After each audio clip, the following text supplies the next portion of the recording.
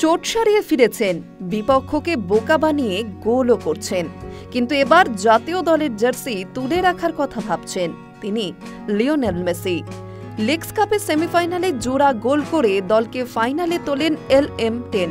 ম্যাচের পর তার সাক্ষাৎকারে ইঙ্গিত, এবার হয়তো আন্তর্জাতিক ফুটবল থেকে অবসর নেবেন আর্জেন্টাইন মহাতারকা। আগামী 5 সেপ্টেম্বর 2026 বিশ্বকাপের যোগ্যতা অর্জন পর্বের ম্যাচ খেলতে নামবে আর্জেন্টিনা। ইতিমধ্যেই বিশ্বকাপ খেলার টিকিট পেয়ে গিয়েছে গতবারের চ্যাম্পিয়নরা।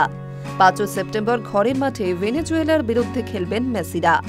এই ম্যাচই ঘরের মাঠে আন্তর্জাতিক ফুটবলে মেসির শেষ ম্যাচ হতে চলেছে, এমনটাই মনে করছে তার ভক্তকুল।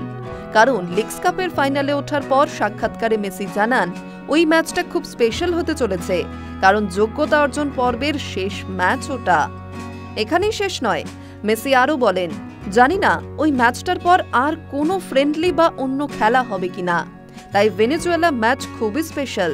আমার পুরো পরিবার সেদিন থাকবে আমার সঙ্গে, স্ত্রী, সন্তান, বাবা মা, ভাই বোন, আমার স্ত্রীর তরফের আত্মীয়রাও যতজন সম্ভব থাকবেন। একসঙ্গে ওই ম্যাচের সাক্ষী থাকবে সকলে। তারপরে কি হবে এখন জানি না।